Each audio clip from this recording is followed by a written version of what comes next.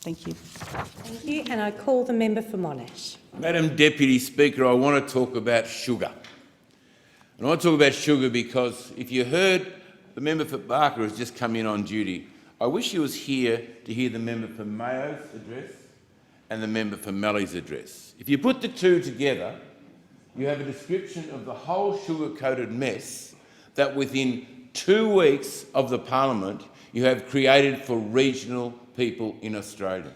Just like that. One decision that is going to have huge ramifications for every regional area. We already had a massive shortage of doctors, which I've talked about so many times. My beautiful township of Mayo, right? They have been able to get doctors for years. They struggle to get doctors. People have to travel to Traralgon and to Trafalgar for any doctor services.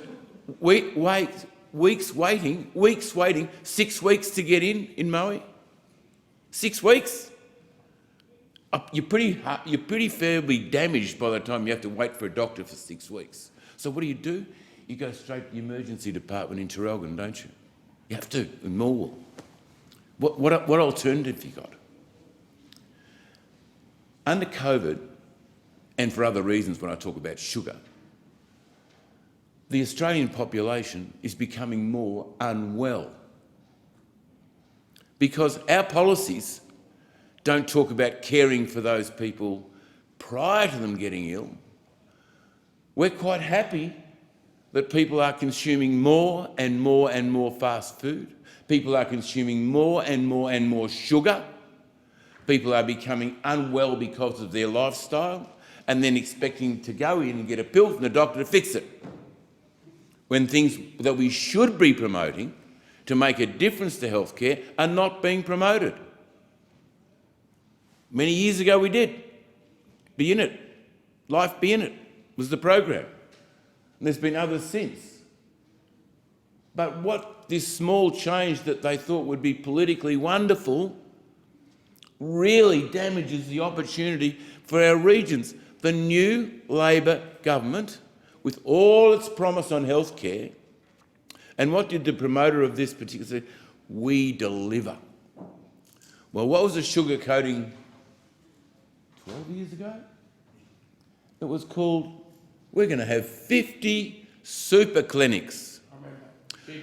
And they are going to alleviate the hospitals. 50 of them, right across Australia.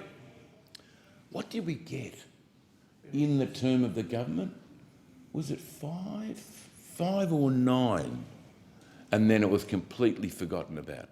By the way, the 5 that have probably now been taken over by private organisations, they were all in, well, Labor-held seats were the first ones to get up at those times.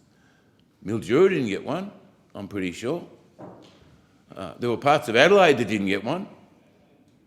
There were parts of mostly regional Australia never heard of one because there was no money to be made in regional Australia.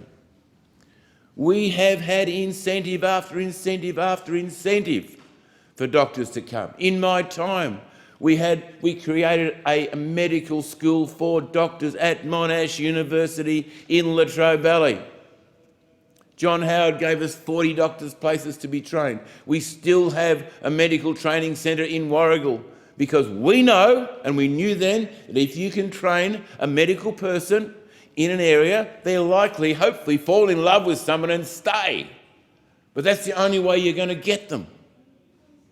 You know, you've got to train them in the country so they accept the opportunities in the regions. This policy, this change in policy, actually turns its back on the regions. It destroys opportunities for people to grow their country communities, because who's going to go to a country community if you can't get a doctor? Who's going to come to Parks? Who's going to come to my electorate of Monash? No, they're not. And it's a typical new government making a crazy mistake. It's a sugar-coated disaster. And that is how it will be seen. And the people of my electorate will know exactly how they've been dudded by this government.